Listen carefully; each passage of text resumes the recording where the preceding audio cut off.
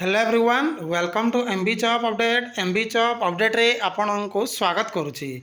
देखो finally Odisha staff selection commission तरफ आपणकर जो ओएसएससी सीएचएसएल परीक्षाटी कंडक्ट होता से फ्रेंड देखो प्रिलिमिनारी एग्जामिनेशन रिजल्ट आसी जाइए ता सहित डिटेल कैटेगरी वाइज केते कट ऑफ गला जहाँकि 150 मार्क को डिटेल देखा तेणु भिडटी को संपूर्ण देखिए।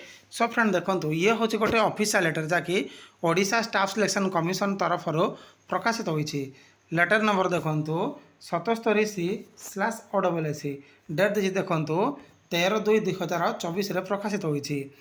सेपरी फ्रेंड देखो आपणकर सीएचएसएल बा +2 लेवल मेन रिटर्न एग्जामिनेशन ये मेंशन रोचे। सेपरी फ्रेंड देखो आपणकर टोटाल कैंडिडेट सिलेक्शन होती केते जन ना 1235 जन सर्टलिस्ट होती जहाँकि मेन रिटर्न एग्जामिनेशन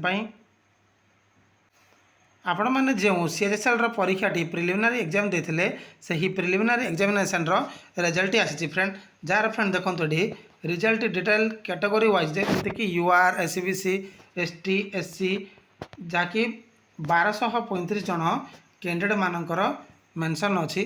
देखो ये डिटेल कैटेगरी वाइज कथा देखिले कट ऑफ टी आपणकर सॉइल कंजर्वेशन एक्सटेंशन वर्कर पदवी मिसेकी आपणकर सीएचएसएल परीक्षाटी कंडक्ट होता। मोट मार्क थिला 150 मार्कर पेपरटी होता।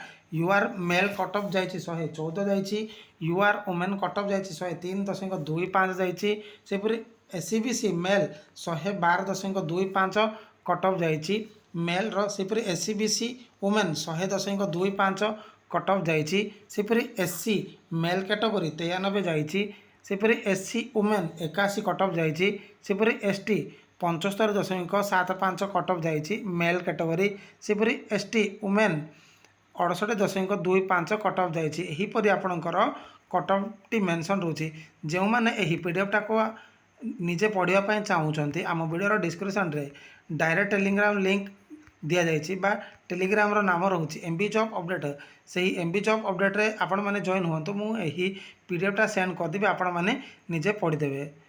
एतिकी इनफॉरमेशन थिला जहाँकि CHSL OSSC CHSL preliminary examination result को लेकिन एक इंपोर्टेंट अपडेट। तो थैंक यू।